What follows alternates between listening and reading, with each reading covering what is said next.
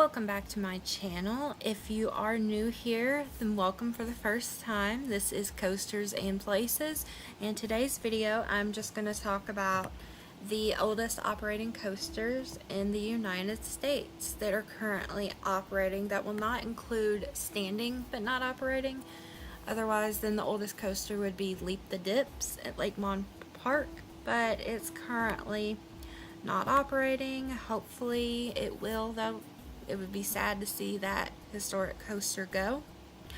So I was going to do a top 10, just counting down the 10 oldest coasters and talking a little bit about each of them. But I could not find the specific dates, only the specific years for a couple coasters. So therefore I had to do a top 11. So, because again, hard to find the specific day of the year that those coasters open, but that's okay. So let's go ahead and get started with the 11th oldest coaster in the country, which is going to be a three-way tie, actually. Number 11, but again, this is a three-way tie with 10 and 9, really, because I found a date of opening for number 11 here, which is Cyclone at Luna Park, also known as the Coney Island Cyclone, the famous one that you've probably heard of. So it opened in June of 1927, but number 10 and number 9 also opened in 1927, but I couldn't find a specific date, so that's why I'm just putting it as a three-way tie for the oldest coasters at number 11 here. So the Cyclone is 2,851 feet long, and this is an iconic layout that's actually been replicated. Other coasters have been inspired by this coaster. It's very smooth, has very great pacing, crazy laterals, great airtime on the first drop especially, but also on the smaller hills as well.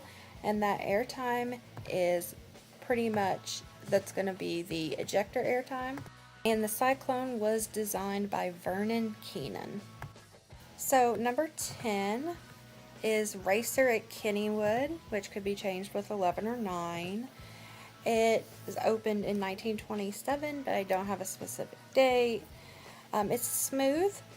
It was designed by John A. Miller and manufactured by Charlie Mock. And again, it's fun to race the other train. That is the best part about the Racer coaster. It does have some airtime. It doesn't really have a lot, and it doesn't really have a lot of intensity, but the racing aspect of it is very fun. And it has a Mobius loop layout, so you'll actually start on one side and then the train will come in on the other side. So it's like a continuous circuit, and it's 2,251 feet long. It's just a fun ride. It's fun to race. Again, it's not rough or anything. Just doesn't have the greatest intensity. Number 9, which again could be exchanged for 10 and 11, is Wildcat at Lake Compounce. It opened in 1927. Don't have a specific date, again, in order to rank it is different between 10 and 11. It was designed by Herbert Paul Schmeck and manufactured by the Philadelphia Toboggan Company. It has 2,746 feet of track, and it's a twister layout. This coaster is well known for being rough. Even with recent retracking, it's still a honestly rough ride. The final turnaround, that's a lot of jackhammering actually, and the final hills are very rough in particular. Like say then there is some slight airtime, but it's honestly nothing spectacular. So this really did earn its reputation for being rough, and it's still to this day pretty rough. Number 8 to number 1 coasters I was able to rank accurately because I was able to find specific dates for each coaster. So you'll definitely see oldest operating coasters as we go down the list. So number 8 is Giant Dipper in Belmont Park. It's 2,602 feet long. It was opened in 1925. And it was designed by Frank Pryor and Frederick Church. So it is rough in a lot of spots. The turns in particular are dead spots, like nothing going on there. It does have some ejector airtime though, and it is a pretty setting, but it is rough, unfortunately. Could definitely use some love. Number 7, this is Giant Dipper at the Santa Cruz Beach Boardwalk. This is the better Giant Dipper coaster name, and this was opened in late May of 1924. Designed by Frank Pryor and Frederick Church, just like the other one at Belmont Park. This one was manufactured by Arthur Loof. So the drop into the tunnel before the lift hill, I think, is a really great, fantastic element. And this, again, is a classic boardwalk coaster.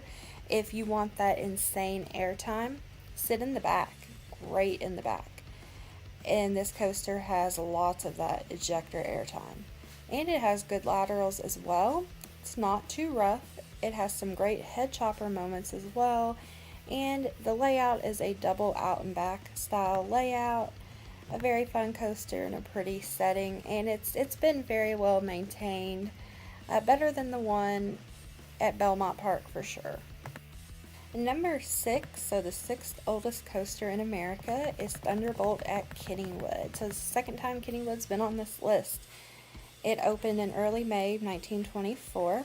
It's 2,887 feet long. It was designed by John A. Miller. He designed a lot back in the day. And the helixes on this thing have insane laterals. I don't know what they did, but they're great. It has a great setting on the hillside. The airtime on the drops into the valley are really amazing that go along with that nice setting. Just good airtime though in general with Thunderbolt, I believe. And this ride is pretty unique. You have to have a partner to ride with because of those insane laterals, so you're not like thrown around too much. But it's a great classic coaster, and it's the 6th oldest in the US. The 5th oldest coaster is going to be Thunderhawk at Dorney Park. So it opened in 1924 as well, but this one opened in March. It's 2,767 feet long. It was designed by Herbert Paul Schmeck and manufactured by the Philadelphia Toboggan Company coasters. So it does have a pretty cool figure 8 twister section in the middle of the ride, but it can feel quite a bit rough and shaky. The coaster can, and the pacing's not the greatest. It's not the roughest coaster in the world, but it can definitely feel that way. Some days being worse than others. But it does have nice 3 speed hills at the end, providing quite a bit of airtime. So the ending on this ride is really great. So the 4th oldest operating coaster in the US is Roller Coaster at Lagoon out in Utah, which opened in 1921. It's crazy to me to think that there's a coaster this old in Utah. Like, you just don't think about that. You think more of East Coast, or I do anyway. So it's 2,500 feet long, and it was designed by John A. Miller, so there he is again, and manufactured by the Philadelphia Toboggan Coasters. And it has what's called a double out and back layout. It's very smooth for its age.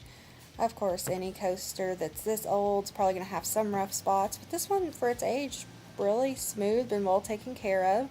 And it does have decent pops of airtime throughout the ride, including some great ejector airtime. The 3rd oldest coaster in the US, this is going to be Jackrabbit at Kennywood. It opened in June 1920. So this is the 3rd Kennywood coaster on this list, so that's pretty remarkable at one park. Props to Kennywood. It was designed by John A. Miller and built by Harry C. Baker. It's 2,132 feet long. It has a double dip after the lift hill, which produces a lot of strong ejector airtime. I think that's the highlight of the ride.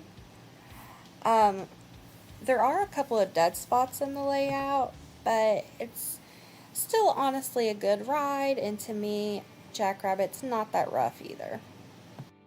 Number 2 is Jackrabbit at Seabreeze in New York, and it opened in May 1920, so it's kind of weird they both opened really close together, but they're both named Jackrabbit out of all names. So this coaster was also designed by John A. Miller and constructed by Harry C. Baker. It's 2,130 feet long. It is an out and back terrain coaster featuring 7 dips, a helix, and a tunnel. So the helix has some really nice laterals on it. Airtime's not the greatest on this, and it's not really known for that. I think the helix laterals are more what it's known for, but they do, again, the hills do have some good airtime, but not the best. And this is also pretty smooth, especially for its age. A couple spots here and there are a little rough, but nothing too unbearable. So now for what is the oldest operating coaster in the U.S. That coaster is going to be Wild One at Six Flags America. So this one is the only one that's been moved. It originally opened in 1917 at Paragon Park in Hull, Massachusetts, and it operated there until 1984. It was designed by John A. Miller and built by Philadelphia Toboggan Company Coasters. And then it reopened in 1986 at Six Flags America.